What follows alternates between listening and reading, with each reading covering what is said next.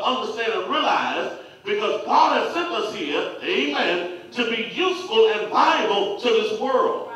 And we cannot be useful and valuable to this world if we ain't no good this way. Amen. That's why everything in your life or nothing in your life can deter you from making sure you're tight this way. Many of us have so many excuses about why our joy is gone, and about why we don't show up to church, and why we're not connected with the body of believers anymore. But I'm going to tell you, no experience, no person, no set of circumstances, you ought to let hinder your growth in God. Because here it is, brothers and sisters, it's not about us, it's about the Father. And if an individual has so much power in your life, well, they can stop your growth in God, then they're your God. Now, come on, somebody talk to me here. Because I don't care how much conflict you go through in life, nothing is more important than your relationship with the Father. Can I get a witness here? Let me help you out here. Let me help you out here. When I was growing up, me and my mama was tight. Even today, me and my mama tight. Now, me and my mama was tight growing up because my mama was the source of my everything. Yeah, look at me funny. All right, mama bought my clothes. Mama paid the rent. Mama paid the light bill. Mama paid the gas bill. Mama paid the water bill. If I wanted ice cream cone, guess who bought it? Mama. When my shoes got too little because my feet was growing too rapid, guess who bought me new shoes? Mama. Oh, come on, help me here, somebody. When it was time for Rev to go off to college, Rev didn't have no money. Guess who helped Rev get to college? Mama. When I started getting that big puffy afro and I needed a haircut, I didn't have no job to get my own haircut, so guess who gave me the money? Mama. When we went on the senior trip in high school, and when I had to buy my senior rings and my graduation invitations, I didn't have no money. Guess who bought it? So it behooved me to stay close to my source. See, somebody gonna help me here. I don't understand how we allow our children to tell us off, cuss us out, and in any kind of way in our home when we're the source. Okay, Lord have mercy, that's another sermon. I'm sorry. I stuck close to Janie Elizabeth because she was my source. And there were some things Janie Elizabeth wanted me to do I really didn't want to do. But guess what? I did it. Because she's my source. Am I making any sense? So here it is. As a believer, you got to understand this one viable principle. God is the source of everything in your life. And why would you allow a situation, a circumstance, or a person stop you from being connected properly to your soul? When you do that, that thing or that person becomes your God. What is an idol? An idol is anything you put more importance into than your God. Okay, can I say it like this? And I'm going to get right to the text. Y'all work with me here. When something interferes with your growth in God and your connection to Him, then what happens is it takes precedence in your life. And it so occupies you that in essence, you pray to it. Okay, I know that don't make no sense. Come here. Because when you always talk about it, dwell on it, and think about it. You dream about it. You can't sleep because of it. You can't eat because of it. You start having medical difficulties because of it. And that thing has taken first place in your life. And when that thing takes first place in your life, come here, you get in a wrong relationship with God, who should be in first place. That's why we've learned over the ages to take our burdens to the Lord and leave it there. Am I making any sense to you? Well, this particular text, talking about Jesus says, I am the true vine, points out three characters. And I just told you that. It points out God, Jesus, and us. God, Jesus, and us is. I just like to say us, because I know it's not grammatically correct. God, Jesus, and for you grammar folk, us. For the rest of us, us is. Now, here's here's what I want to show you. I want to show you, first of all, the vine dresser. I want you to see something here, and I pray that you get it. I want you to see the vine dresser. Now, in verses 1 through 11, I only read verses 1 through 8, so I'm going to deal with it. But God is only mentioned in verses 1 and 2. After that, he's let out of the rest of the equation. From then on, it's about Jesus and us. Are you working with me? Look at verses 1 and 2. Verse 1 says, I am the true vine. And here goes. And my Father is the vine dresser. All translation, the farmer. He's the farmer. Are you working with me? Every branch in me that does not bear fruit, who is he? He is the vine dresser, the father, or the farmer. He takes away. And every branch that bears fruit, he. See that proper pronoun? Referring against the vine dresser, God the farmer. He purges that it may bear more fruit. So here's what I want you to know about the vine dresser, the farmer. First of all, it's his land. All right. That's real simple, ain't it? Oh, Rev, I saw that. Well, good. I want you to help me with it then. It's his land. Are you working with me? It's his land. It's his land. The tree, the vine, the branches, everything on the land, everything on the farm belongs to him. Work with me, because it's his land. What does it have to do with anything? Well, since it's his land, come here, he sets the rules. Okay, you're not getting me. It's his land. Since it's his land, he sets the rules. Let me say it again. Somebody didn't got it. You're getting restrained. It's his land. And since it's his land, he sets the rules.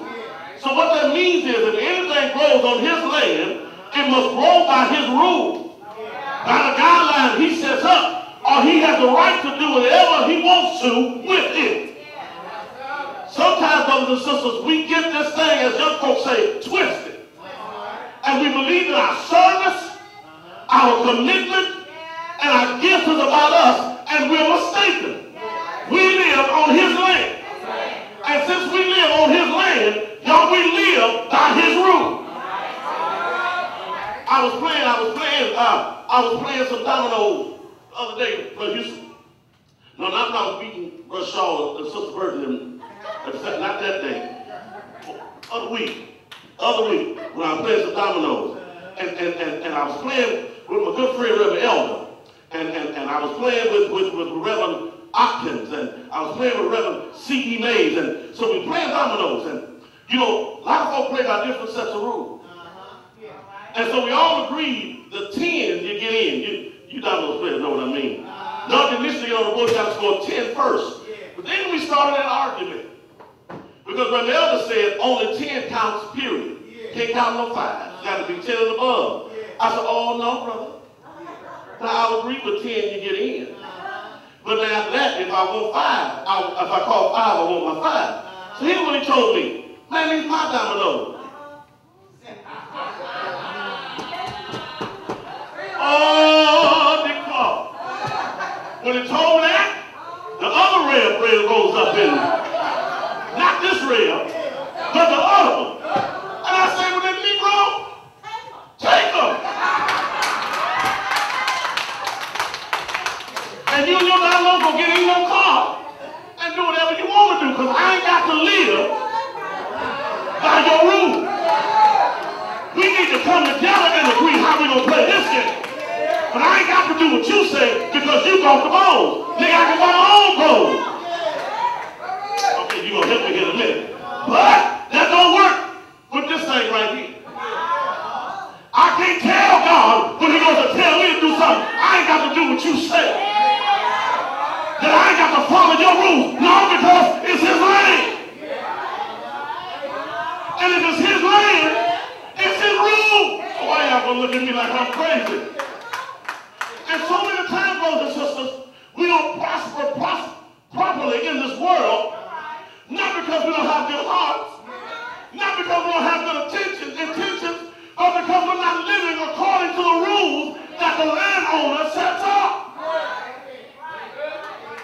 That's all I want you to see about the vine dresser. It's his land. So since it's his land, it's his rules. Come here. I also want you to see something else about the vine dresser. It's his crops. See, nobody can come on his land that's governed by his rules and claim his crop.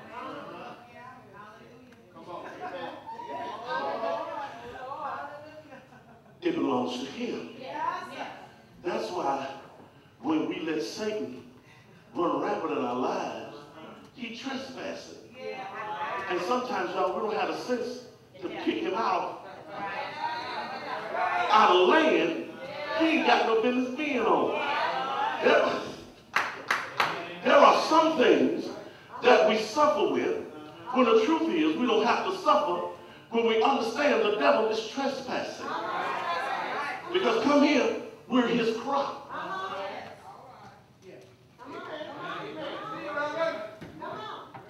We're his crop.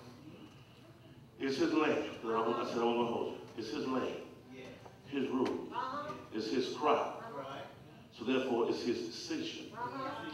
And what I mean by his decision, I need you to hear what the Bible says. I'm going to my second point, because this is important. This is important. He says, I am the true vine. My Father is the vine dresser. Every branch that is in me that does not bear fruit, he takes away. And every branch that bears fruit, he purges. So here it is. Here's the truth, brothers and sisters. We're going to get cut on one way or another.